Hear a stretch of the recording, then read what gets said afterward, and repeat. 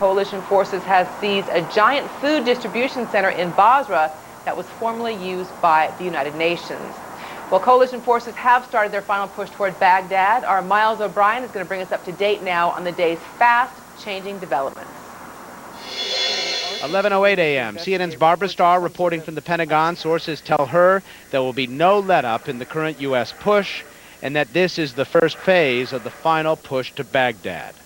1:05 p.m. at the Pentagon, Major General Stanley McChrystal says the Medina and Baghdad divisions of the Republican Guard have been defeated and are no longer credible forces. 2:30 p.m. CNN's Carl Penhall reports some U.S. forces are within 15 miles of Baghdad, part of a two-pronged advance on the Iraqi capital. 5 p.m. Rescued POW, U.S. soldier Jessica Lynch arrives in Germany for treatment of gunshot wounds and broken bones at an American military hospital. 5:12 p.m. The Arab language news agency Al Jazeera reports it has suspended the work of all its correspondents in Iraq after Iraqi officials banned at least one of its employees from reporting. 6:06 p.m. CNN's Jamie McIntyre at the Pentagon reporting coalition forces dropped 40 satellite-guided bombs on a heavily secured storage facility in Baghdad. 8:55 p.m. Jamie McIntyre reports a U.S. Black Hawk helicopter is down in Iraq. 7 crew members are dead. 4 have been rescued. Cause of the crash is still being investigated. Well, the Arab language news agency Al Jazeera has suspended the work of its correspondents in Iraq. This is a story we have been following all morning. For more details, we go live to CNN's Reem Brahimi in Amman, Jordan. Reem? Indeed, Anderson, the Al Jazeera has announced actually that it will not allow its reporters in Baghdad to work until further notice. The reason for that is one of their correspondents, a local journalist, Diyar al-Omari, has been banned from reporting, and another one, Taysir al-Alouni, has been expelled from Baghdad. Now, in protest, Al Jazeera says it will not allow its correspondents to work. It will just broadcast live pictures from Baghdad, Mosul and Basra. It also says that there was no explanation given by the Iraqi authorities when they decided to take those measures. Now, as you know, there's been quite a lot of bombing in Baghdad again overnight. People I spoke to in the Iraqi capital said they couldn't sleep from the sound of bombing and the sound of planes hovering over their skies. There's an area, in a residential area in Baghdad that was hit, a place where the Baghdad International Trade Fair grounds are located, and next to that a maternity hospital and the Red Crescent have been damaged, but they were not hit directly, and the maternity had been evacuated at the beginning of the war. So the people that were injured in that attack in Baghdad, people who were just passers-by walking around there. Back to you, Anderson. All right, Reem, thanks very much. A lot to talk about. A lot is happening at this hour, Reem, so we've actually got to move on, but thanks very much for joining us live from Amman, Jordan. Colin Powell, as we mentioned, is at NATO headquarters in Belgium, and after a visit by Colin Powell, Turkey has agreed to allow overflights of U.S. heavy military equipment into northern Iraq. It also agreed to let the U.S. send food, fuel, and medicine to its soldiers in northern Iraq, but no weapons.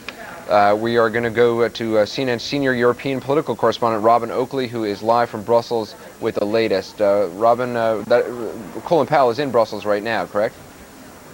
Indeed, and he's got a busy day here, Anderson. He's got no fewer than 21 meetings. He's currently in a meeting with the European Union External Affairs Commissioner Chris Patten, the International Policy Chief Javier Solana, and George Papandreou, the Greek Foreign Minister, with the Greeks currently holding the EU presidency. Then he's got a lunch with all the foreign ministers of the European Union countries, a full NATO Council meeting in the afternoon, a meeting this evening with Igor Ivanov, the Russian Foreign Minister. And it's something of a fence-mending exercise, obviously, for Colin Powell at the moment, with 9 of the 15 European Union countries having opposed the war in Iraq, and NATO also having been badly split on the issue. What they've got to discuss here above all else, because it's the one issue which really unites most of the European countries, is what happens to Iraq after the conflict. And that is where the potential tension comes in, because the Germans, for example, are saying that the United Nations must remain in the driver's seat. Tony Blair, the UK Prime Minister, says the UN must have a very strong role in what happens in post-conflict Iraq. But Colin Powell has, of course, said to the US Congress that the coalition forces haven't taken on the burden that they have not to have a dominant and significant controlling influence in what happens in the future. And it is a question really of how long there is a military occupation of Iraq after the conflict, overseeing the reconstruction and the aid effort. Anderson. And I suppose that is a question no one can answer at this point. We will just have to wait and see what happens in the coming days and weeks. Robin Oakley, live from Brussels, thanks very much, appreciate it. We are anticipating a press conference around 9:30 a.m. Eastern Time. Colin Powell is supposed to give that. We, of course, will bring that to you as soon as we get it, bring it to you live. Let's go back to Darren Kagan now in Kuwait. Darren? Yeah, Anderson, we're going to focus on the home front now. Some families have their own war plan in effect. Our David Mattingly introduces us to a woman who is marching forward for the sake of her grandchildren. Hazel Taylor had no idea that war in Iraq would fill her life with so much work and so much worry. Sometimes I think, my husband is gone, my daughter is gone, and my son-in-law is gone, and it's just me and the two babies, and I think... Taylor quit her job to care for her two young grandchildren after deployment sent her daughter, her son-in-law, and her husband all to Iraq. Familiar with the role of full-time mom, she still wasn't prepared for all the questions about why mommy and daddy can't come home. I'm out of words. Sometimes I just run out of words, you just don't have any more words, and so it's at those times I think I get a little bit emotional. To keep her composure, she tries to lose herself in her daily chores, tending to a house and family separated by war. Hazel's daughter and son-in-law are attached to the Army's 3rd Infantry Division, seeing heavy fighting as it presses toward Baghdad. Her husband is attached to the 101st Airborne, which on this day had just completed house-to-house searches in the town of Najaf. I gotta be strong, because somebody else is depending upon me. She carries a sense of duty that comes from being a soldier herself 20 years ago. But now Hazel Taylor is also a minister who just weeks ago started her own church. My husband called me this morning. That was grace. Amen. Glory She to now God. hopes to minister to other families separated by war at Kentucky's Fort Campbell. It's hard, and my heart goes out to all of the men and the women that have the job that I have right now. But as Hazel Taylor reaches out to others, while the war continues, she finds her own comfort in the embrace of loved ones at home. Grandma, I love you. David Mattingly, CNN, Fort Campbell, Kentucky. We can feel Hazel Taylor's strength all the way over here in Kuwait. Interesting thing is happening in northern Iraq as U.S. Special Operations Forces work alongside the Kurdish Peshmerga. We'll get a look at how that is going just ahead. Right now, a quick break. There must be 50 ways the arrow bed saves the day. Like reason 19, you've got the guest room, but no guest bed. Number 3, your guest bed invites your guest to go away. Relax. Just plug in the arrow bed, push the button, and you have a comfortable, adjustable, extra bed in less than 1 minute. The new pump is recessed and is 30% more powerful with quadra-coil construction for a smoother surface. It's even adjustable with our exclusive one-touch comfort control. And it can hold up to 650 pounds.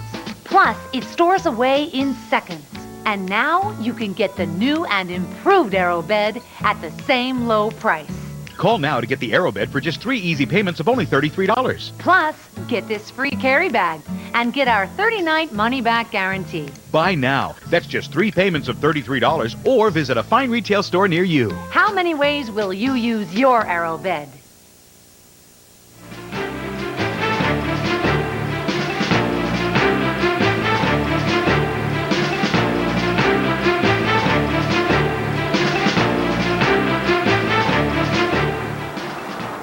To northern Iraq now, where U.S. forces are forging a working relationship with the Kurdish militia.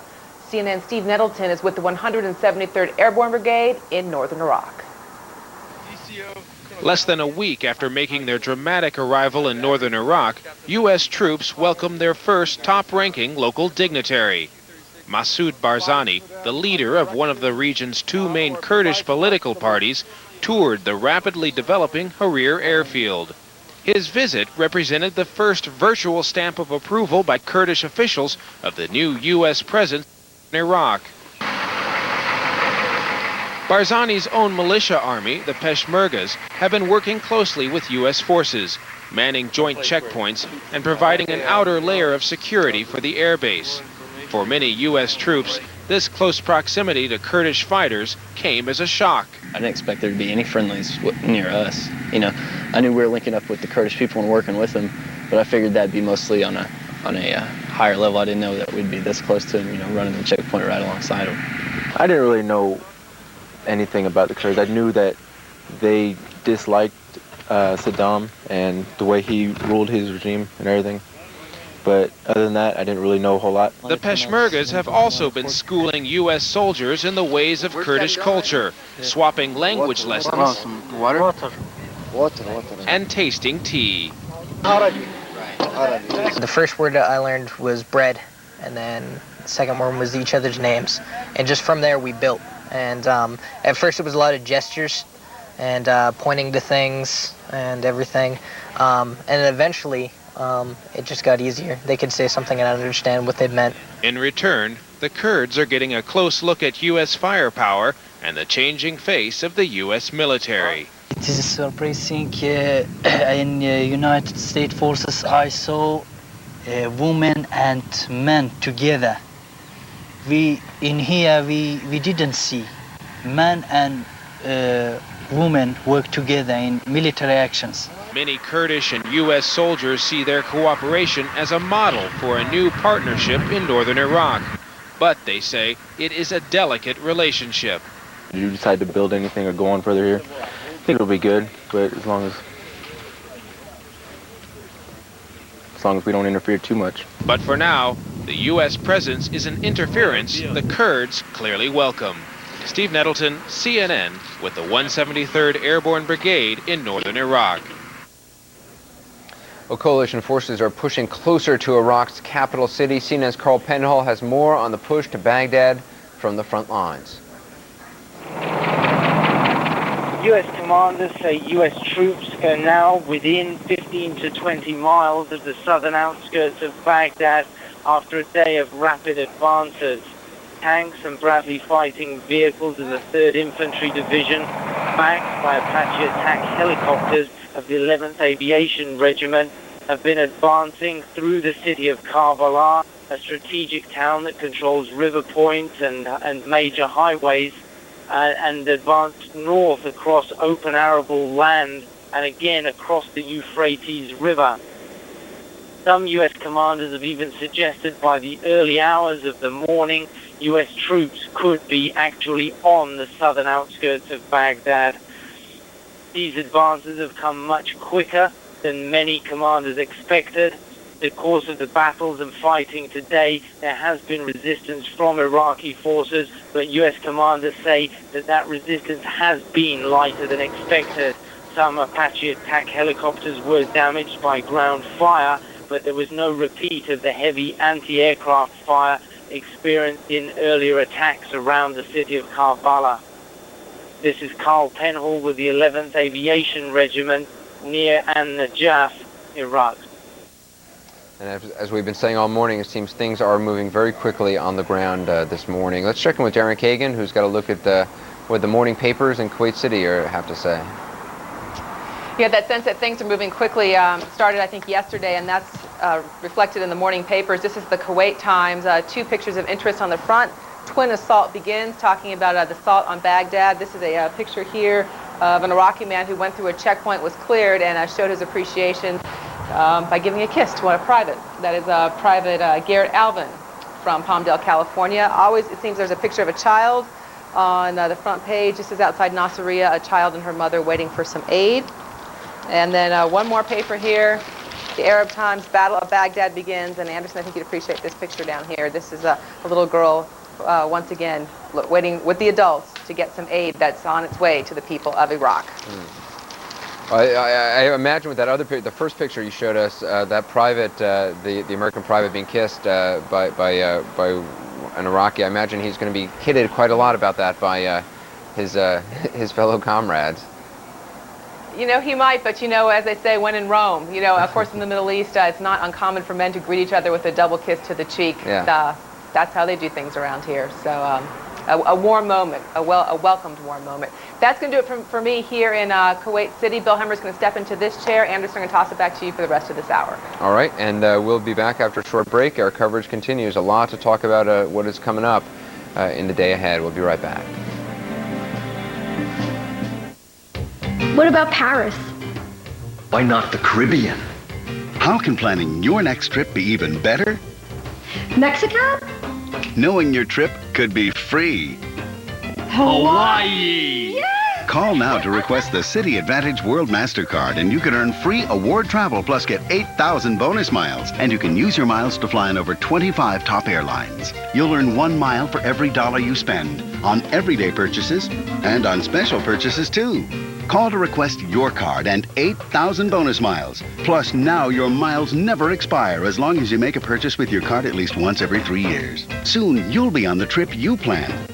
Use your miles to fly on over 25 top airlines, stay at the finest hotels worldwide, and drive with any major car rental company free. Call now to request your City Advantage World MasterCard and 8,000 bonus miles. And your next trip to almost anywhere could be free.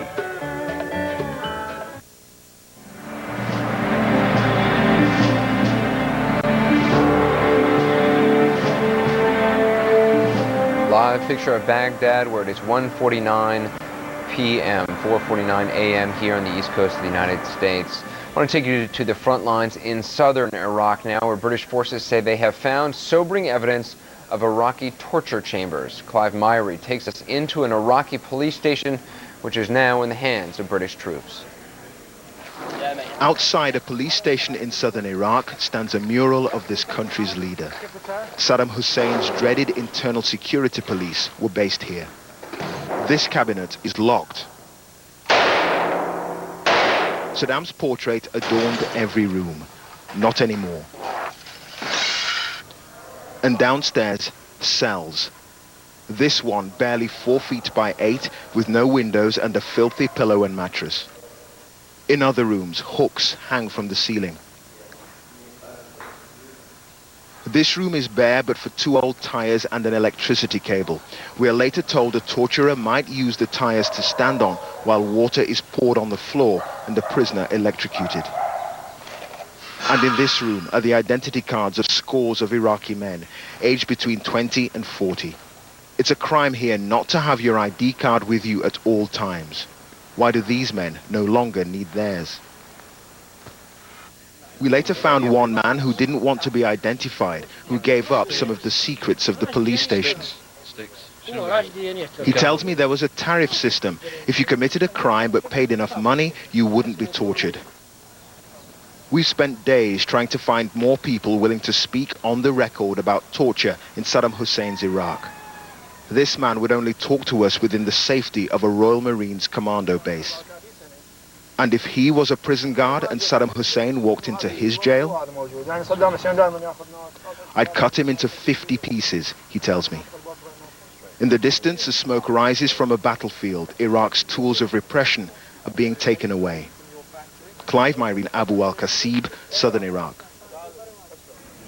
We have just established contact with our correspondent in northern Iraq, or one of our correspondents in northern Iraq, Ben Wiedemann, who is near Kalak. Ben, what's the latest? I'm ready in 30 seconds. Okay, Ben Wiedemann is near the city of Kalak in northern Iraq in Kurdish-controlled territory. What you're looking at is a shot far from him on the horizon. We're going to show that to you shortly as we reestablish contact with him. When we last talked to Ben about 45 minutes ago, we actually saw an explosion taking place far on the horizon. Let's go back to Ben Wiedemann now in northern Iraq. Ben? Yes, Anderson, we are here in the village of Nazmiya. What you see behind me is the town of Hazar, the edge of which is coming under bombardment by U.S. aircraft. Now, the situation here in the northern front is really moving fast. This morning we walked about 4 kilometers with the Kurdish fighters, the Peshmerga, as they came in this direction. This is, of course, in the direction of Mosul, which is about, I would estimate, maybe 30 kilometers behind us to the west. Now, what has happened is several hundred Kurdish fighters were walking gradually in the direction of this town of Khazar. When they came to this forward position, they began to be bombarded, shelled by mortars and artillery from the Iraqi positions. What happened is the U.S. troops who were with the Kurdish fighters began to call in airstrikes, and really for the last 45 minutes to 50 minutes, what has happened is there's been constant overflights by, as far as I can see, 4 fighter jets, I think they're F-14s, flying over this area, bombing the edge of this town of Khazar. Gradually, every about 10 minutes or so, we've seen multiple explosions coming up from that direction. Anderson? And those, is it known what is in those positions that are being bombed? Are they trench positions? Are they artillery positions? Do you know? Well, we assume they're trying to suppress the fire, fire that is coming from those artillery positions. But honestly, we have really just moved up with the troops this morning, so we're not quite sure what is on the other side. But clearly the Iraqi forces that pulled back from the ridge line, from the front line in what was Kalak, have now redeployed into this area. Now, we've seen in other areas that the Iraqi forces have repositioned, pulled back to more defensible areas. But what has happened is, in less than 24 hours, the Kurdish forces have been able to fill the vacuum left by the Iraqis. They have U.S. air support. There are U.S. troops in this area. So really, they have not allowed the Iraqis to dig into their new positions. They're really pounding them as soon as they make contact. Anderson? All right, Ben Wiedemann, I appreciate you joining us so quickly. We'll check in with you a little bit later on. We'll take a short break. Our coverage continues in just a moment. You decided. Once again, CNN is #1. For trust and experience, Americans choose CNN as the most credible news source. CNN is the most trusted name in news. CNN Tonight, with U.S. troops nearing Baghdad, European and Arab reporters on what the rest of the world thinks. Only on Larry King Live, CNN Tonight, 9 Eastern. Hey homeowners, what would you do to avoid the stress of qualifying for a home loan? Anything. Understandable, but that also means you don't get all the benefits of refinancing. You know, like extra cash for home improvements, even lowering your monthly payments by up to hundreds of dollars. AmeriQuest Mortgage understands why you hesitate. That's why we've made getting a loan so easy. For example, at AmeriQuest, you work with one local loan advisor throughout. Someone who actually does the paperwork for you and treats you like more than a credit score. With 2 decades of experience, AmeriQuest has perfected the art of the no-stress home loan. To experience that for yourself, call AmeriQuest at 1-800-814-0256 or go to AmeriQuest.com. That's 1-800-814-0256. Call AmeriQuest, the company that knows you are more. CNN, the most trusted name in news.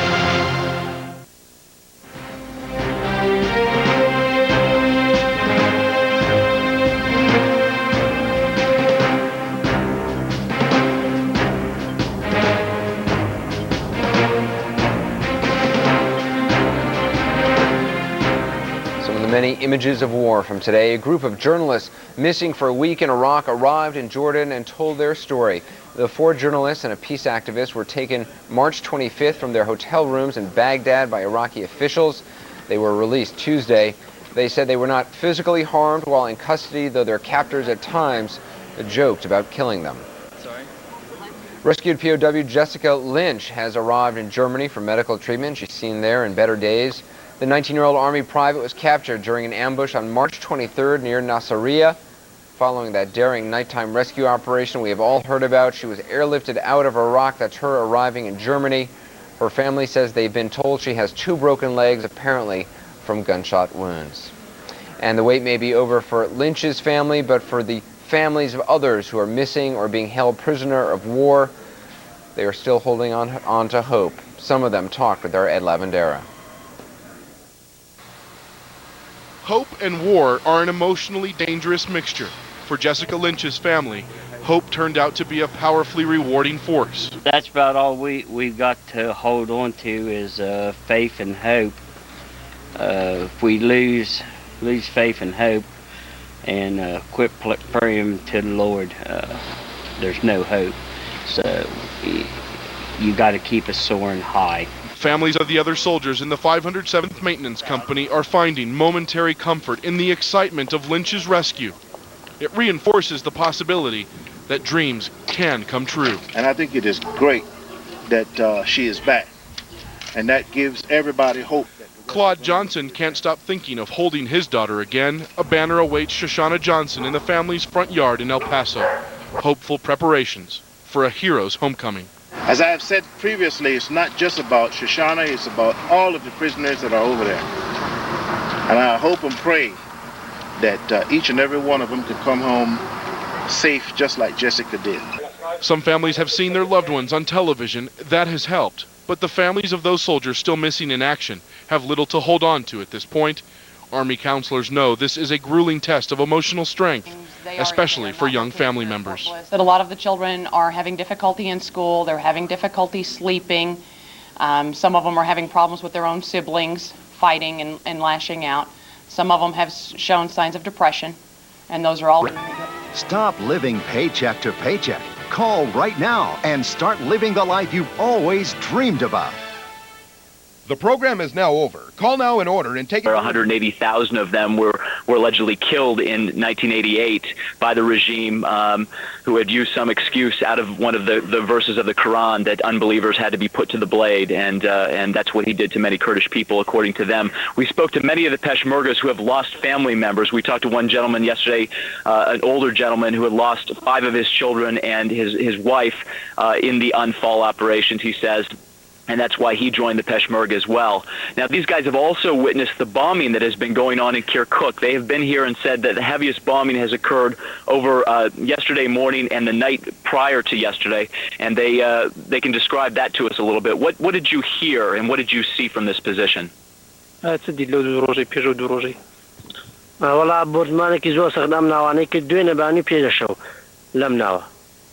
taken heavy bombing just since 2 days before. It seems that the bombing has been very determined these last few days. From our position in Chamchamal, we've seen a lot of B-52s flying overhead as well as hearing fighter jets, and it has been heavier than it has been in the past. There's been a lot of talk about a coalition ground force advancing from this area. We can only say that we have not seen many troops. There are reports, however, supplies are moving down from Turkey at this point into northern Iraq. It can only be assumed that they may be used for that coalition advance if it does take shape. But at this point, it seems to be in the very early stages. Darren? Kevin Seitz reporting to us from northern Iraq on the Kurdish people, a people who have seen more than their share of pain and suffering. Kevin, thank you. From here, we go back to Atlanta and Anderson. Anderson? Darren, thanks very much. There was a lot still to cover in our remaining half hour or so together. We're going to check in right now with Reem Brahimi, who is in Amman, Jordan, as she has been. Reem, what's the latest information you have on this fighting in and around the Baghdad airport? Anderson, definitely this is a very key strategic stronghold for the US-led forces if they can secure the airport. It's a huge airport with a very big runway. From there they could really stage a lot of operations, including humanitarian relief operations, and place a lot of equipment there. And it's only about a half-hour drive west from the center of the Iraqi capital. Now, I've just been able to get through to Baghdad, and sources I spoke to there said that very many people there were extremely surprised to hear that the US-led forces were so close to Baghdad and so close to the airport. Indeed, there's still fighting going on, but people in Baghdad apparently say they won't believe that until they actually see that it's true. Now, they haven't been able to follow much television. At any rate, they don't have satellite dishes, but the electricity is cut off. They've been listening to radio, and of course the same messages on Iraqi state radio have been going through resistance messages to all. Also, Naji Sabri, Iraq's foreign minister, told the BBC that President Saddam Hussein was still alive. But generally speaking, people won't be going out to greet any soldiers. That said, they are running errands. Despite the uncertainty, people are going out. Mainly they're going to buy generators and water tanks because the electricity there has been cut off since 9 p.m. on Thursday, as you well know. Anderson? Rima, it's fascinating to me that the people you talked to didn't believe that the troops were at the airport or in the vicinity of the airport. Did they hear it from you that that was the case, or had they heard previously? Because I know the information minister the day before was saying it's not happening, they're nowhere near the airport. Exactly. The information minister was saying this is a total illusion. They're nowhere near the airport. They're not even close to getting there. Well, people may have heard it. My understanding is the people that heard about it on international radio stations. And when they were asked about it by other people, the exchanges they had, well, a lot of the Iraqis, residents of Baghdad, said they wouldn't believe it until they actually saw that this had happened with their own eyes. They weren't prepared to believe that. And of course, you probably have to take into consideration the fact that they have been asked to stay away from these things, to just stay at home. From the minute the campaign was launched, they were told by the members of the Ba'ath Party not to get involved into anything. So they're pretty much doing that, except, again, for running errands. A lot of the shops are closed, but there are still marketplaces where they are selling the utilities that people will need now for water and electricity. Anderson? It's fascinating. And there was some pretty heavy bombardment over the evening, over the night, wasn't there? Absolutely, Anderson. Waves of heavy bombing. I understand it was very, very heavy. Apparently, one of the explosions there totally lit up the skies of Baghdad overnight, and you could tell the difference, obviously, because Baghdad has been in total darkness for the past 24 hours. It's not clear whether the electricity was cut off by Iraqi authorities or whether it was hit by whether the electricity grid was hit by a missile, but definitely very powerful explosions. That said, again, people still trying to go about their business and waiting to hear what's next. A lot of uncertainty right now in the Iraqi capital. And I know we are awaiting some sort of statement from Iraqi television that we have been told will be coming on soon. So we'll let you go because I know you'll want to watch it or hear it on the radio at least. I will check in with you afterward. Reem Brahimi reporting live from Amman, Jordan. We're going to take a short break. Our coverage continues. There is a lot happening on the ground right now, and we will bring it to you live.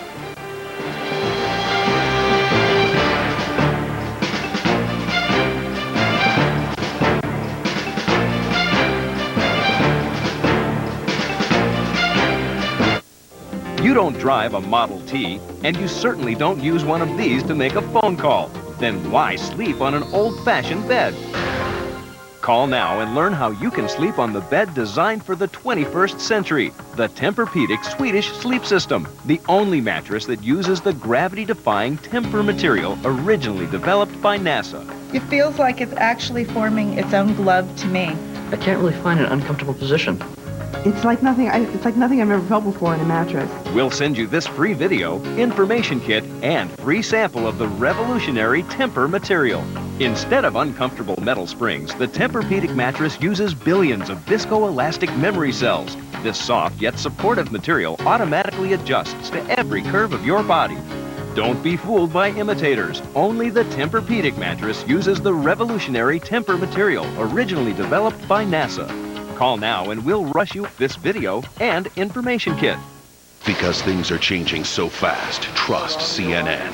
With more frontline reporters, experts who have been there, and the most experienced journalists. Because you need all the facts. Stay with CNN, the most trusted name in news. It is just half past the hour. Let's check the latest developments right now. The U.S. Army's 3rd Infantry is leading the charge to Baghdad. U.S. troops have partially secured Saddam International Airport, just 12 miles from downtown.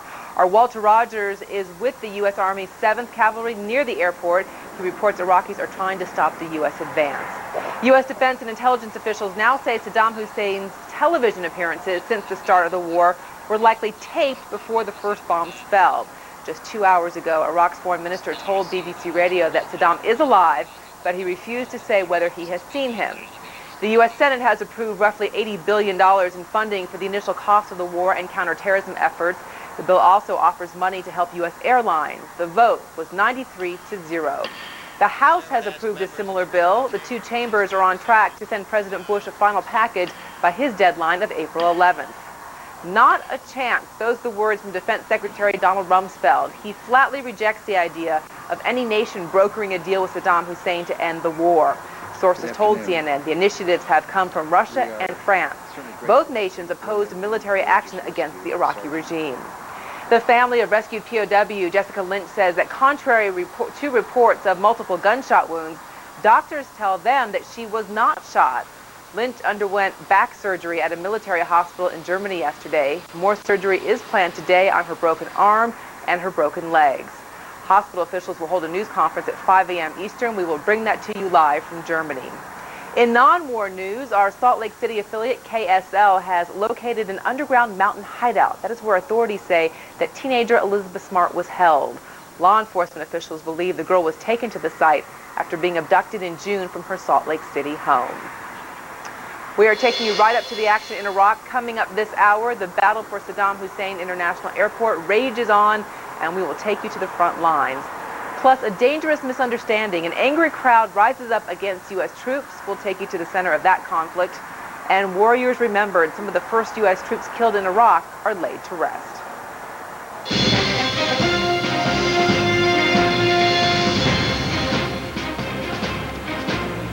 Good morning. It is Friday, April 4th. I'm Darren Kagan in Kuwait City. And good morning, Darren. Good morning, everyone from CNN's global headquarters in Atlanta. I'm Anderson Cooper. You are, of course, looking at a live picture of Baghdad, where it is 1:37 p.m., and there is a lot happening very close to where that picture is, on the outskirts of Baghdad, near Saddam Hussein International Airport. We will bring you as close as we can to the action. We want to show you how the advance on Baghdad is playing out. We have a map to do that. The blue arrow in the middle shows how much land the U.S. Army's 3rd Infantry has covered. It is now involved in that battle near the Baghdad airport. Just minutes ago, Walter Rogers was among a group of soldiers being fired on. We will talk to him in just a moment. Coalition forces also control airfields in western and northern Iraq, H2, H3 shown there on the map. And battles are still raging in some key towns in central and southern Iraq. As we said, a lot going on. The most intense action taking place just outside of Baghdad, showing you this map right here. There's also a lot of activity in and around Basra in the south, Iraq's 2nd largest city, and that is where we find Richard Gaisford, a British reporter embedded with British Desert Rats. Richard, what's the latest where you are? Well, they are very confident now. They're working their way into Basra through the streets, not in an attempt to take the city, but on what they're calling raids. Yesterday afternoon, a serious raid took place. They managed to secure a section of the city on the outskirts of Basra, and from there are now using this as a base to work their way through the streets. And they came back with a haul of 37 rocket-propelled grenade launchers, 6 mortar tube launchers, and most importantly, an anti-tank missile with a spare rocket. This is a serious piece of military hardware. It would have been very dangerous to the British troops as they moved their way through the streets of Basra.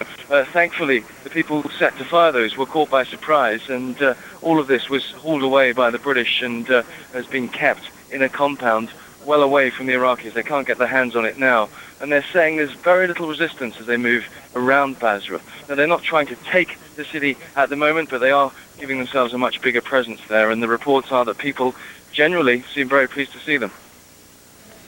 Is there a sense, and I don't know if you can say, but is there a sense that people, besides just being sort of glad to see them, are actually providing them with intelligence on the ground? Yeah, certainly over the last week, there's been locals who you see being taken to one side who give information, and that information is being acted upon, and often it's small things. You know, which house is being used as a command post for the Fedayeen, that kind of information. British military intelligence tells us that now is as good a time as any, really, to take the city. And we get the feeling that there is definitely an approach from the military authorities and perhaps from governments as well to tie the Basra campaign in with Baghdad. The idea being that keep Basra boiling, keep the troops there, keep the Iraqi army engaged. That would then stop them from whizzing back up towards Baghdad and getting involved in a fight there. I think the real idea is to divide the Iraqi force in two, divide and conquer effectively, and that's why we haven't seen them move into Basra in the last week. The fear was that if you moved into Basra, took the city, fleeing Iraqi forces and the Fedayeen would then move straight back up to Baghdad and effectively attack the American forces from behind.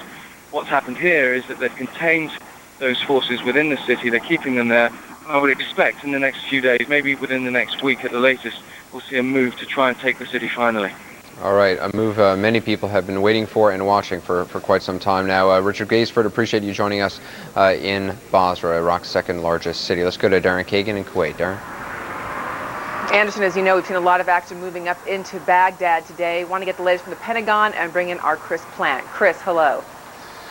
Hi, Darren. Yeah, lots going on, that's for sure. The Army's 3rd Infantry Division is taking over Saddam International Airport to the south and west of the city of Baghdad, about 12 miles from the city center. Serious combat still going on. There was a report some time ago from an embedded Reuters reporter that the airport had been secured, but U.S. officials at the Pentagon and officials at the Central Command are not going that far. They're saying that they're moving to take over the airport, and it is still ongoing. Clearly, from what we're hearing from Walt Rogers, there is combat going on in the area. There were artillery shells being fired, mortars, small arms combat. There's a lot of activity there. Walt has really been in the thick of it, as we can see here. But the expectation is that the airfield will be taken over, that it will be used as a base of operations for the U.S., both to flow in air power, pardon me, to move in additional troops and equipment, and also presumably to operate special operations forces out of there. And I'm not sure, based on what we're hearing from officials, whether we're going to see an actual invasion, a traditional sort of Hollywood-style attack on the city of Baghdad, or whether we're more likely to see small probing movements, kind of like what the British are doing in Basra. The objective, they keep saying, is to topple the regime of Saddam Hussein and to disarm him of his weapons of mass destruction, of which we have seen no proof so far.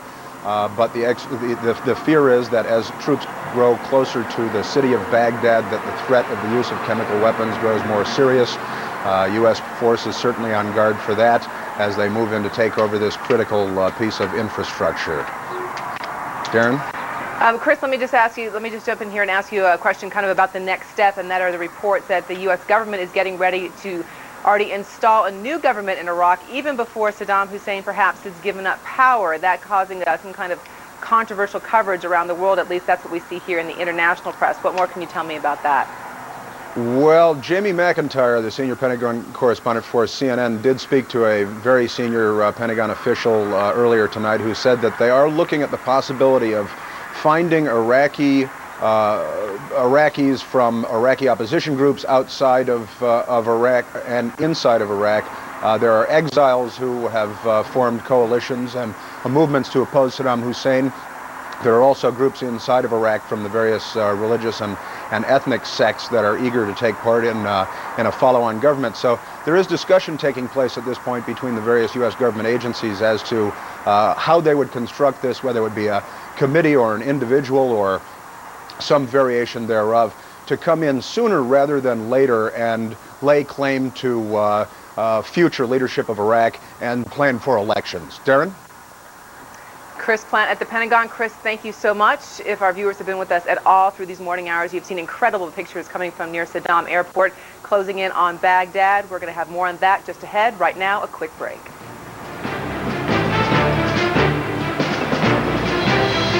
Diagnosis: cancer.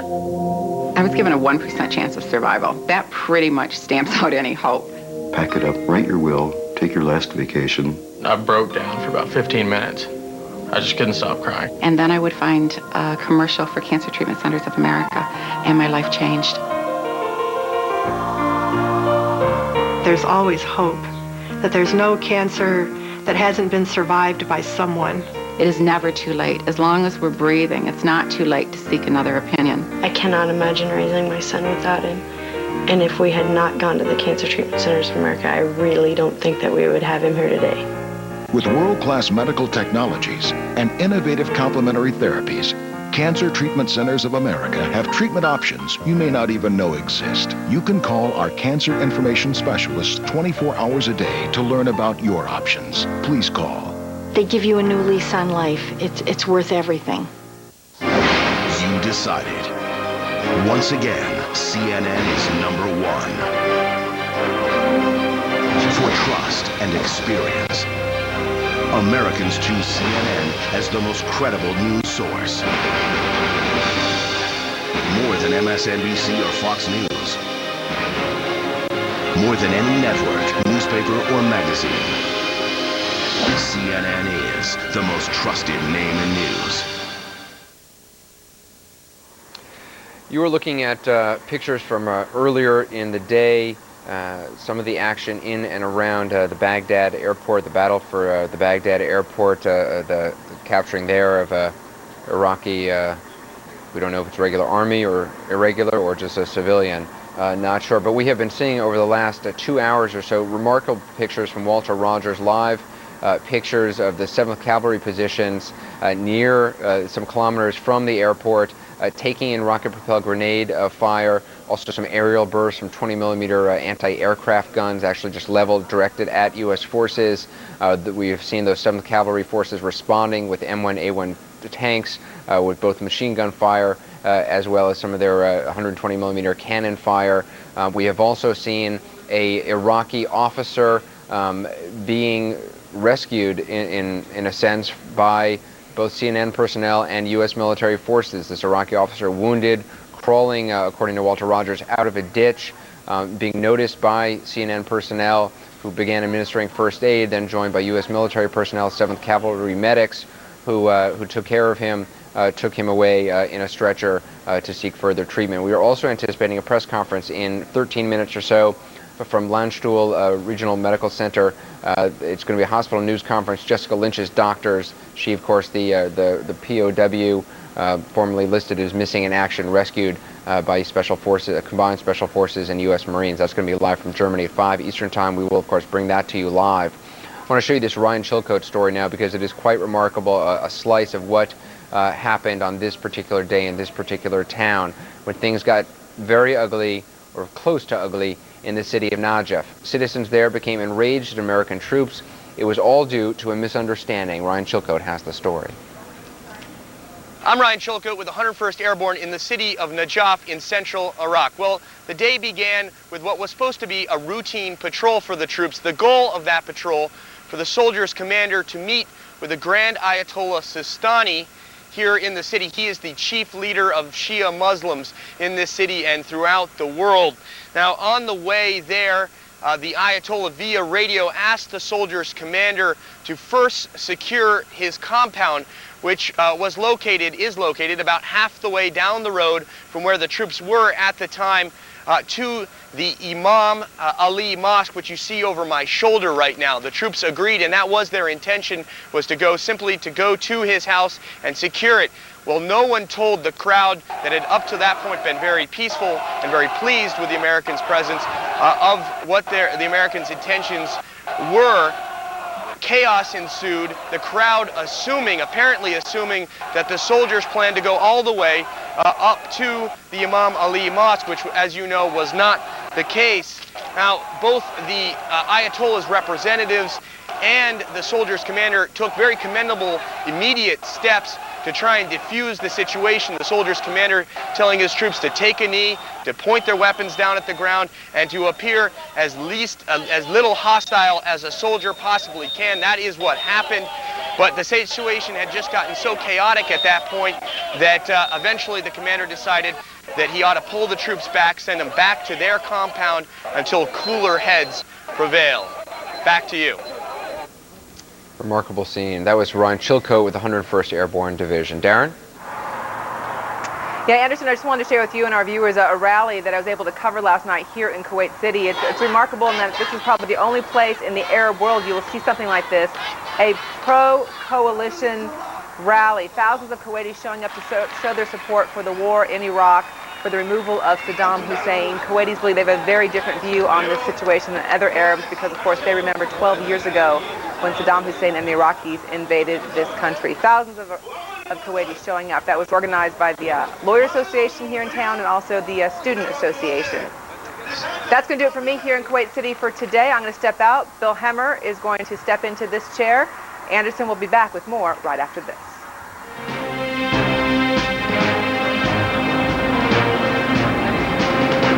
Every day and every night as the war in Iraq continues, CNN is there every morning at 7 Eastern. Get your first look at what happened overnight on American Morning with Paula Zahn. Breaking news out of Iraq. Then, every night at 10 Eastern, Aaron Brown takes you from the home front to the front lines on Newsnight. The maneuvering is now intense. American Morning with Paula Zahn and Newsnight with Aaron Brown for your first and final word on the war in Iraq. Stay with CNN, the most trusted name in news. The war in Iraq continues, and no one takes you closer than CNN, live throughout the day. Stay with CNN, the most trusted name in news. Like to own your own business where all you need to do is go easy with Ameripause, and our business is structured to help you earn big money your first year.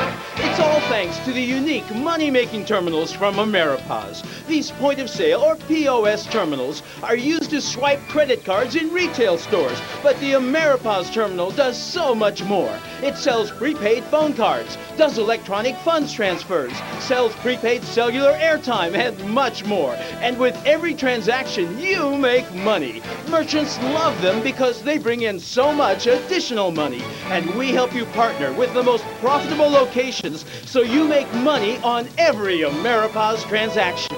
Call now. Ameripause only accepts a limited number of distributors in each county. Your call today could be the beginning of a whole new life. So call now. CNN, the most trusted name in news. Welcome back to our continuing coverage. CNN correspondent Dr. Sanjay Gupta, who's a medical doctor, is embedded with a group of Navy doctors known as the Devil Docs. As in any war, the doctors are seeing a wide variety of wounds and have worked hard under very tough conditions to treat Iraqi civilians who have been hurt in the war. We just witnessed this in the last hour or two, our own Walter Rogers coverage. Dr. Gupta now gives us an update of what's been happening where he is. We are here in the operating room of Bravo Surgical Company. Just to my left, an operation is going on for a gunshot wound to the leg, and just behind me, another operation going on for multiple gunshot wounds to the abdomen.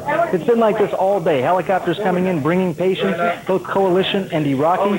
Both of these patients over here, Iraqi, getting their operations now. Just earlier today, another incident brought patients here to this particular surgical company as well. A car, a taxi cab, traveling through a Marine checkpoint with 4 passengers.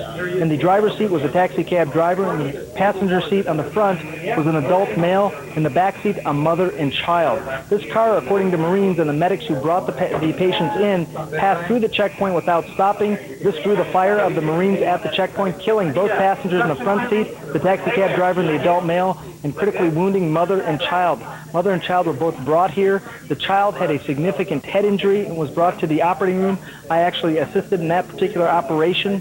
The mother was also operated on for a significant abdominal injury. She is in critical condition. It's been an interesting experience for me. Certainly being a journalist, also a doctor, a neurosurgeon. When I spent some time with the Devil Docs earlier, one of the things that they had told me was they didn't have any neurosurgical capability. And they said if a patient were to come in that needed such an operation, would I be willing to help? They asked me that question. Today, that actually happened. It was just a few hours ago. They came up to me and said a 2-year-old child has a gunshot wound or a shrapnel wound of great significance to the head. Would I be willing to come take a look at the patient and take the patient to the operating room? Medically and morally, I thought that was the right thing to do. The operation was a brain operation, basically to decompress the pressure on that child's brain. This child was in what we call in the medical lingo extremis, meaning at the time that I saw the patient, a few minutes really only to live.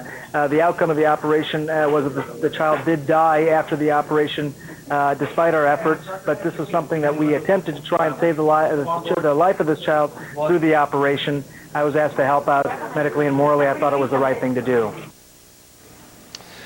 When we come back in about 5 minutes or so, we are anticipating a press conference from Landstuhl Regional Medical Center. There you see a live shot of where the press conference will take place. The doctors, Private First Class Jessica Lynch, the formerly missing in action, then found out to be a POW, rescued by Combined Special Forces and Marines. She is now in Landstuhl receiving treatment. We are going to hear from her doctors in about 5 minutes or so. We, of course, will bring that to you live. We'll be right back after a short break.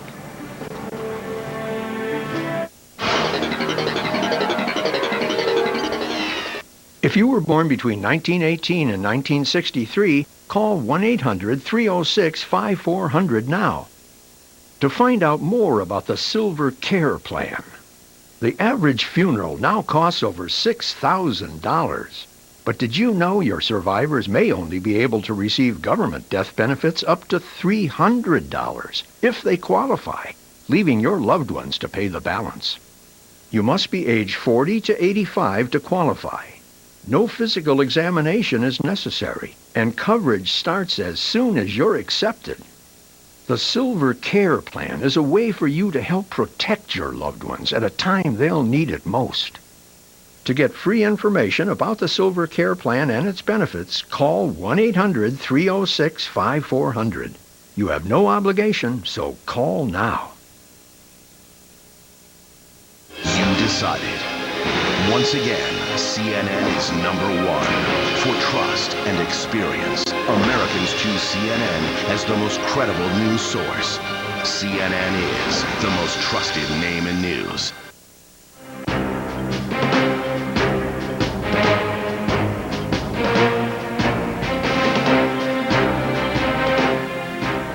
The detritus of war. The war, of course, is being fought far from America's heartland, but the human impact is being felt in cities and towns across this country. Our Wolf Blitzer gives us a glimpse of what America is seeing.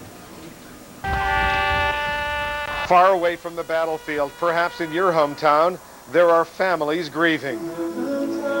At a high school gym in Mobile, Alabama, a memorial service for Private First Class Howard Johnson Jr., just 21 years old. He died in what the Pentagon called an ambush, along with that now famous Army maintenance unit. Howard Johnson Jr., now remembered from more innocent days. In Enfield, Connecticut, a Marine Honor Guard, a somber procession, the funeral of Gunnery Sergeant Philip Jordan, killed in what the U.S. says was a fake surrender at Nasiriyah. When Jordan's 6-year-old son Tyler found out his father had been killed, Tyler refused to eat. About half the town of Powell, Wyoming, came out for the funeral of Marine Lieutenant Shane Childers. Childers had a military career in his sights, leaving this tiny village to attend the Citadel. Now he's home. 2 other Marines had almost no fanfare and were not even American citizens when they died in combat. Corporal Jose Garibay and Lance Corporal Jose Gutierrez spent their last hours alive as immigrant foreign nationals. They're Americans now. The country they fought for granted them citizenship after they died. Wolf Blitzer, CNN.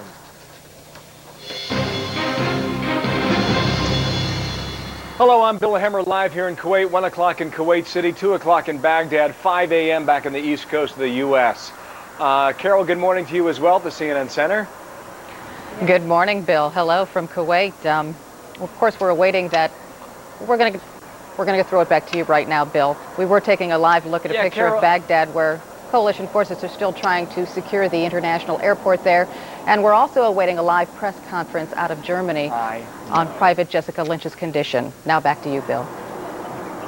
Carol, thanks. As soon as that gets underway in Germany, we'll take our viewers there. First, though, the latest developments. U.S. forces have been under near constant fire since moving into the vicinity of the Baghdad airport. CNN's Walter Rogers and his crew with the 307th Cavalry.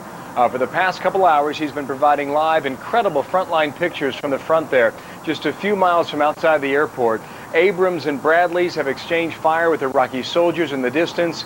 CNN's crew began administering first aid to a wounded Iraqi soldier on the side of one of the highways there. They cannot be 100% certain, but U.S. experts say it is likely the pictures of Saddam Hussein seen recently on Iraqi TV were videotaped before the war. That's the opinion of U.S. defense and intelligence analysts who have studied the tapes. The Iraqi government maintains the Iraqi leader is alive. Combat operations taking place simultaneously in many places. One target was the palace northwest of Baghdad, said to be the second largest of Saddam Hussein's presidential complexes. U.S. Special Forces went into that area, confiscated some documents, but found no one there occupying that palace at the time. San Diego, bit of a different look for the Padres as they took on the Dodgers, showing their support for the troops. Apparently paid off for San Diego. Its first win of the very young season right now. 6-1 the final over LA in Southern California. Non-war news quickly. Our affiliate KSL reporting that investigators near Salt Lake City are combing through an underground campsite used by the man accused of kidnapping Elizabeth Smart. It is believed that David Brian Mitchell hid Smart underground when search helicopters were overhead. The case against Mitchell expected to go to court a bit later this month.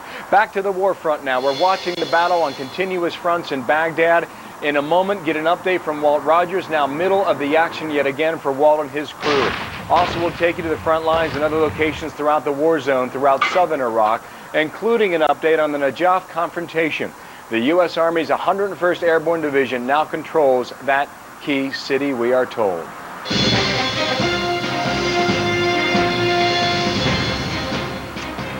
Once again, live here in Kuwait City. Good to have you with us. I'm Bill Hemmer. Carol, as I said earlier, good morning again. Yeah, we were switching seats there and got caught off guard. Good morning to you, Bill. I'm Carol Costello at CNN's global headquarters in Atlanta. Today is Friday, April 4th, and you are looking at a live picture of downtown Baghdad as Operation Iraqi Freedom enters day 16.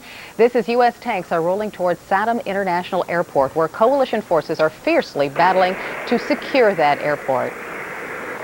We're also waiting for a news conference from Landstuhl Regional Medical Center in Germany on the condition of rescued POW Jessica Lynch. The commander of the hospital is scheduled to speak, and possibly her doctors too.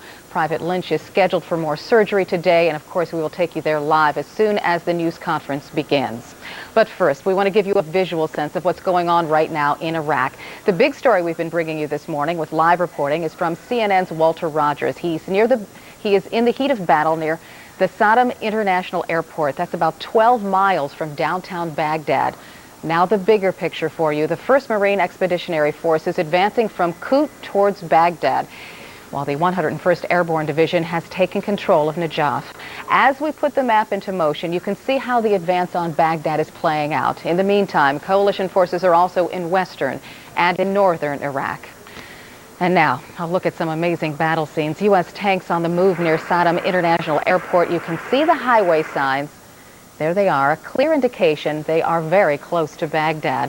While overnight, coalition bombs and missiles hit more targets in the Iraqi capital. You see the glow from one explosion in these pictures. And in northern Iraq, coalition jets pound Iraqi positions near Mosul and Kirkuk, pushing the Iraqis back and clearing the area for Kurdish troops.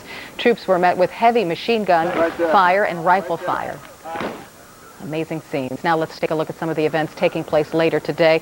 President Bush plans to meet with Iraqi Americans and expatriates today at the White House. Also in Washington, area Muslims are set to protest the war in Iraq, and they'll hold a news conference.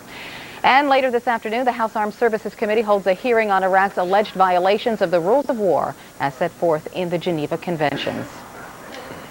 I want to get back to the war front right now. U.S. troops are trying to secure Saddam Hussein International Airport. Fighting there has been going on for hours.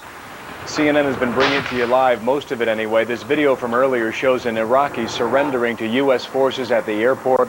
The facility about 12 miles from Baghdad. It can be used as a forward base in any battle for the city. Walter Rogers has been dodging gunfire, literally, along with the 7th Cav near that airport. Earlier today, he filed this report from his location. The pictures we're showing you now are of the overnight carnage, the fighting between the U.S. Army's 7th Cavalry and some Iraqi units which tried to overrun the 7th Cavalry. There have been at least 2 different assaults on the cavalry's position. In the past 5 or so hours, at one point, the Iraqis sent 10 tanks in the direction of the cavalry. The tank in the near ground, I believe, that you can see is a T-72 Soviet vintage Iraqi tank. It was knocked out of action, as were a number of others. Most of the time, these tanks were knocked out by armored vehicles, the tanks, the U.S. tanks, and the Bradley fighting vehicles. Having said that, sometimes air power is called in. And then shortly, not long ago, about an hour and a half ago, there was another attempt by the Iraqis to flank and overrun the cavalry's position. It was to no avail. It was more than a little ineffectual. They sent 6 armored vehicles in. Again, the Bradley fighting vehicles with their 25 millimeter guns put those derailed the Iraqi efforts to flanked the 7th Cavalry. Casualties overnight, according to the U.S. Army officers with whom we've spoken, are at least 400 Iraqi dead. Some of those are suicide victims. That is, they would get aboard dump trucks or pickup trucks and charge the U.S. armored column with nothing more than rifles blazing, and of course they never had much of a chance. Having said that, the 7th Cavalry continues to hold its position near the Baghdad International Airport, and we go now to an officer who is at that airport, a U.S. Army officer. We basically occupied the international airport, had 2 battalions from our brigade, 1st Brigade, 3rd Infantry Division, come down from the south and the north in order to seize the runway. Our mission up here is to block the entrance from Baghdad. This is about as far east that you can get into the Baghdad proper city. We're on an outpost, have security running forward, two company teams and 1 team in reserve executing combat patrols and orientation with our direct fire weapon systems down the main entrance of the Baghdad International Airport. Despite thwarting all the Iraqi armored attempts to overcome and overrun the 7th Cavalry, 7th Cavalry has stood its ground. Apache troop, to the best of our knowledge, has suffered no casualties. All of the casualties were on the Iraqi side. Nonetheless, this continues to be more than a hostile environment for the 7th Cavalry because, again, along the side of the road, the Iraqis continue to try to sneak up with their rocket-propelled grenades and their light machine guns, trying their best to hit one of the U.S. armored vehicles. Again, their fire is ineffectual, but it can be deadly if you're in the wrong place at the wrong time. Walt Rogers, some amazing stuff from earlier today. When we get Walt back up and establish contact with him again, we'll take you there and see what's happening around him now. In the meantime, there was another statement attributed to Saddam Hussein read on Iraqi TV. In fact, a short time ago, we're going to give you more information on that, but as promised, Landstuhl Medical Center Colonel David Rubenstein now is taking questions about the condition of Jessica Lynch. And as an aside, before we begin, I would just let you know that in 2 hours, this medical center and its staff of 2,500 soldiers, sailors, airmen, and civilians will begin a week of activities celebrating its 50th anniversary of presence of American military medicine on this hilltop. On Monday, the 7th of April, 1953, this hospital was dedicated. The patients that come to this Army Medical Center are receiving the highest quality health care from a joint team comprised of Army, Air Force, Navy, and civilian healthcare providers and support staff.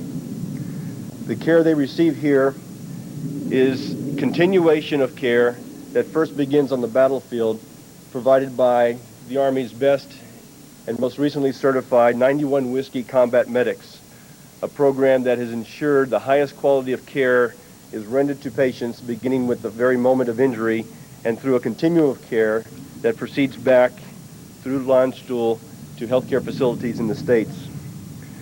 That system, that healthcare system, by the way, is receiving its own quality healthcare support from the United States Army Medical Materials Center Europe, an organization not 10 miles from here, which is responsible for providing medical support and supplies and equipment to the battlefield and throughout Europe.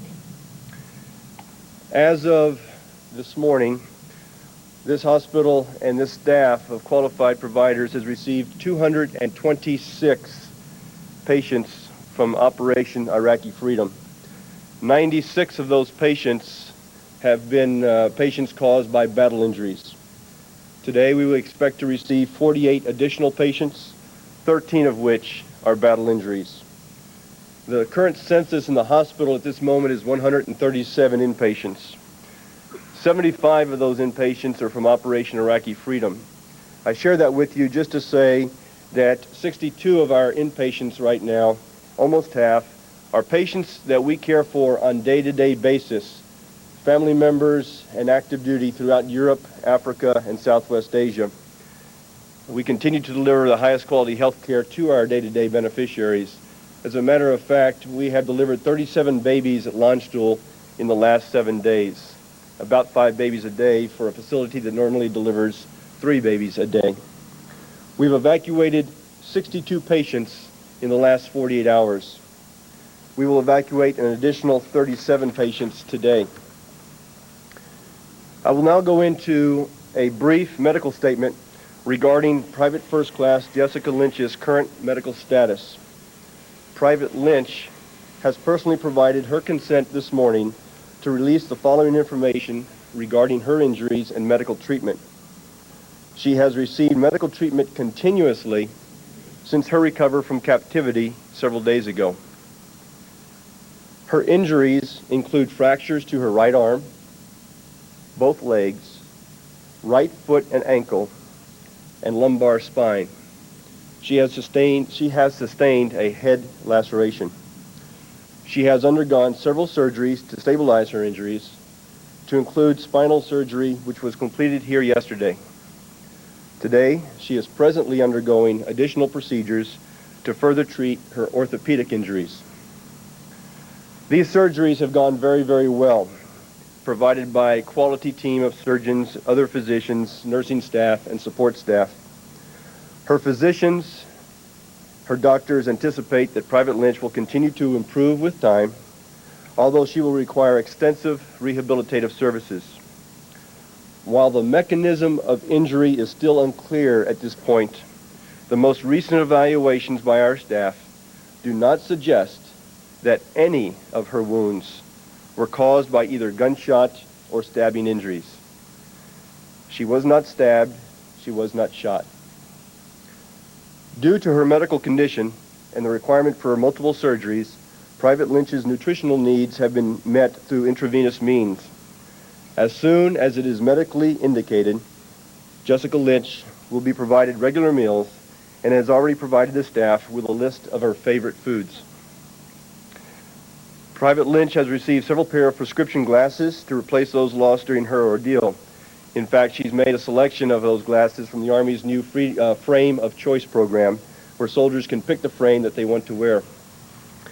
Upon her request, she has spoken on multiple occasions to her family, including her grandmother, who she called, the staff put a call through to less than an hour after she arrived here a couple of days ago. Her parents are also receiving additional information regarding her condition from her healthcare treatment team. Jessica remains in good spirits. In fact, she is jovial and joking with a soldier who has accompanied her here from her unit. We appreciate all of the heartfelt concern and warm wishes for Jessica's recovery and extend our own prayers for all the soldiers, sailors, airmen, Marines, and civilians involved with the global war on terrorism, as well as the actions in Operation Iraqi Freedom. In sum, Private First Class Jessica Lynch is being managed through an established repatriation process, one that is designed to optimize her recovery. She has received continuous medical and psychological care since her recovery from captivity, and that health care, the highest quality of which she is receiving now, will continue as long as she needs. That ends the formal statement. I'm available to answer some of your questions, if at all possible. What procedures is she undergoing right now? You said the president mentioned she's undergoing something. Private Lynch is undergoing orthopedic surgery right now. Yes. Sal? USA Today. Colonel, part of the repatriation process here involves a series of debriefings by series teams. Now, she had already undergone some of those because some of that information was leaked a few days ago concerning her condition. Is that considered to be an aberration in the system to have a leak at that point? Because isn't series team information only to be shared with the medical team? I can't speak to any interviews that were not done under my command or from one of my, any person from my command, and so I really am not able to speak to that. I will tell you that our SEER team here has sent me out to speak to you. Jim. Jim. You mentioned the injuries that are being treated. You also talked about, you said, psychological care as well. Can you talk about her emotional state right now, how her psychological condition is? Her emotional state is extremely good. She is jovial. She is talking with staff. She has a friend here, a close friend of hers from her unit that has accompanied her. And when she's awake, she is in good spirits. As I mentioned, we've given her glasses so she can now see. We have arranged when it's time in her medical treatment for her to receive regular meals that she's asking for, and we'll take care of that as well. Right over here.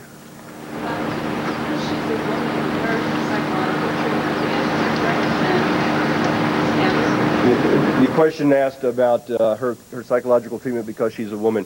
I'm not qualified to go into that aspect of her care as I'm not a member of a repatriation team. I can tell you that the process that's in place right now is a proven process that has improved steadily over time. Stefan? We don't have a date in mind at this point on when she'll be flown back to the United States. It will depend entirely on the conduct of her debriefings and on her medical and surgical progress. Luna? Can you tell us what she has on her food list, her favorite food list? On her favorite food list, this is an all-American girl. Turkey, applesauce, and steamed carrots. A daughter any parent would be proud of. Let's talk about her time in captivity, including her rescue and the information given by the man named Mohammed. Although that she has had some conversations with the repatriation team, we've not gone in detail to that point yet, working first to stabilize her medical and surgical conditions. We have not gone into detail in those discussions. Yes, please. Helping with the rescue said that he witnessed her being slapped fairly hard. Are there any injuries or any evidence consistent with physical abuse of the woman? The injuries that I outlined at the beginning of the presentation are the injuries that we're aware of.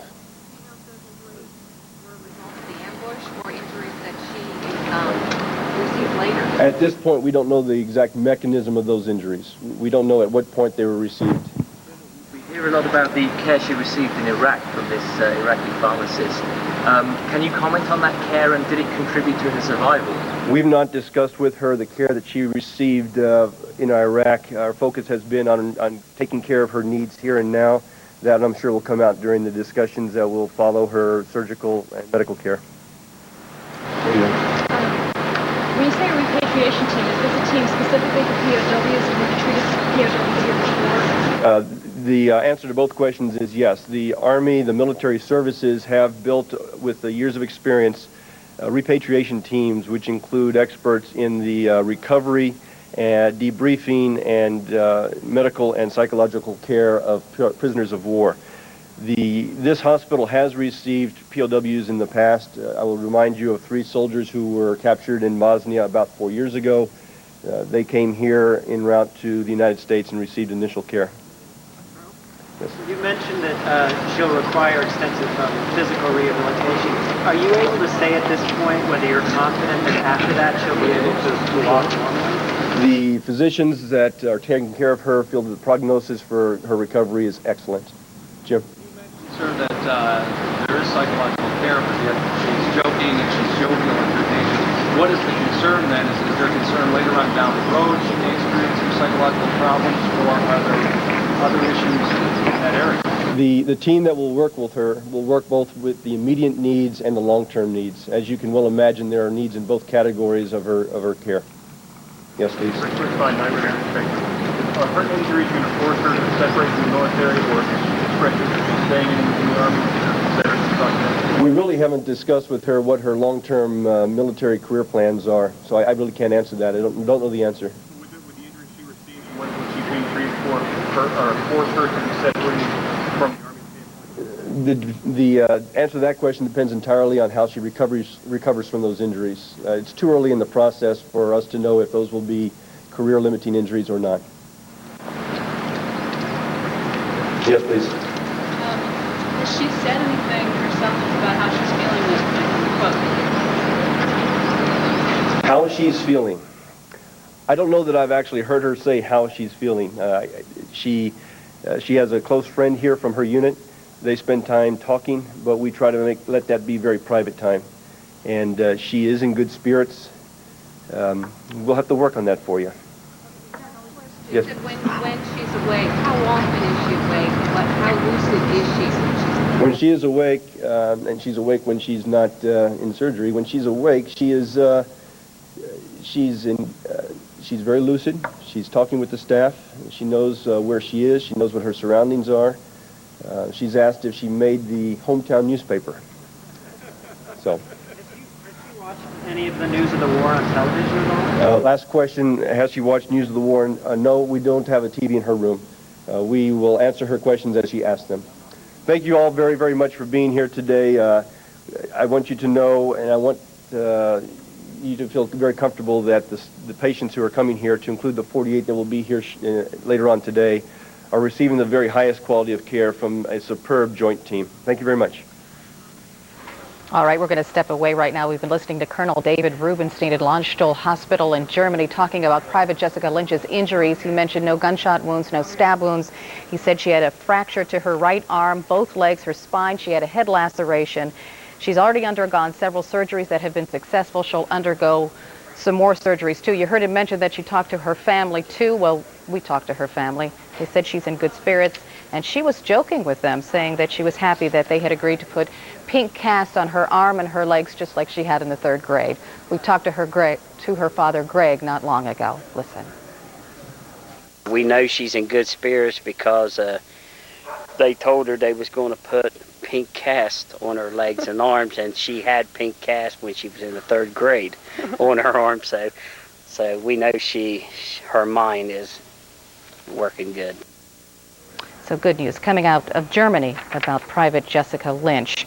Right now we have some new information coming out of CENTCOM. Let's throw it to Kuwait City and Bill for that.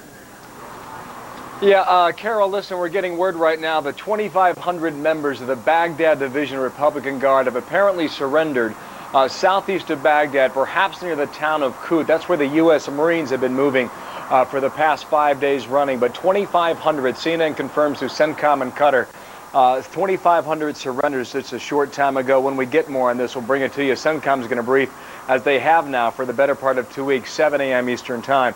Another note on this Jessica Lynch story, though, CNN has confirmed through the U.S. Marines that an Iraqi by the name of Muhammad, 32 years old, was absolutely critical in locating and securing Jessica Lynch and bringing her to freedom.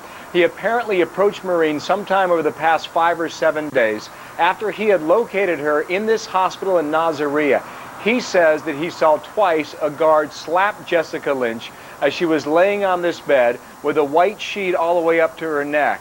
He said the next day he went back when the guard was no longer there and talked to her in very limited English. And he said he made it a point every day to say good morning to Jessica in English to sort of lift up her spirits. He said after he was able to essentially get a pretty good fix in the hospital for how many Fedayeen soldiers had been guarding the location there and what the situation was for Jessica in the room that she was carried, he went out, found Marines 6 miles away. He walked and found this location, gave the story over to the U.S. Marines, said he handed over maps that his wife and he had drawn of the hospital, of the location, of the rooms that the U.S. Marines took to Special Forces to try and secure her release.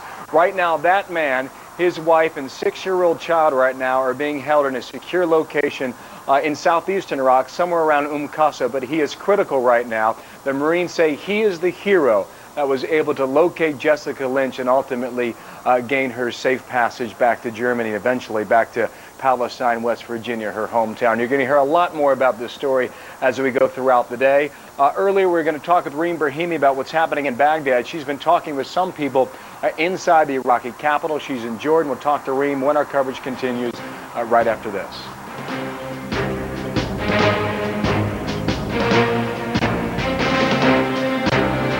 See you down there. Excuse me, is there a Bank of America ATM around here? Oh yeah, there's a bunch of them. Just around the corner at Field and there's another one at the theater. Down there by the post office. Down 9th and Main. Right by the deli. There's one on Crescent. Another one right across the courtyard. You know what? Right across the More ATMs where you need them. There's one more, right? From Bank of America. Higher standards. You don't drive a Model T, and you certainly don't use one of these to make a phone call. Then why sleep on an old-fashioned bed? Call now and learn how you can sleep on the bed designed for the 21st century. The Tempur-Pedic Swedish Sleep System, the only mattress that uses the gravity-defying Tempur material originally developed by NASA. It feels like it's actually forming its own glove to me. I can't really find an uncomfortable position. It's like nothing I've ever felt before in a mattress. We'll send you this free video, information kit, and free sample of the revolutionary Tempur material. Instead of uncomfortable metal springs, the Tempur-Pedic mattress uses billions of viscoelastic memory cells. This soft yet supportive material automatically adjusts to every curve of your body. Don't be fooled by imitators. Only the Tempur-Pedic mattress uses the revolutionary Tempur material originally developed by NASA. Call now and we'll rush you this video and information kit. Because things are changing so fast, trust CNN. With more frontline reporters, experts who have been there, and the most experienced journalists. Because you need all the facts. Stay with CNN, the most trusted name in news.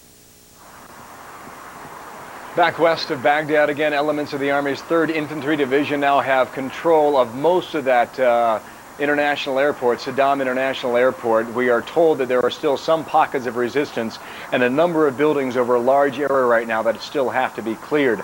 Not far away, the 307th Cavalry has been fending off Iraqi fighters attempting to outflank the U.S. forces.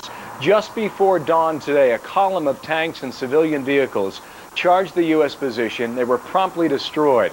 U.S. battlefield commanders estimate about 400 Iraqis were killed by the 307th Cav over the past 12 hours. What's happening inside Baghdad, and how do the Iraqi people now respond with the U.S. forces right now, at least on the western edge of the city, and possibly getting very close on the east and southeast side as well? Reem Brahimi is live in Amman, gauging reaction from her location there. Reem, good afternoon. Good afternoon to you, Bill. Well, I was able to get through to Baghdad and speak to a few people. Apparently, when people were told how close the U.S.-led forces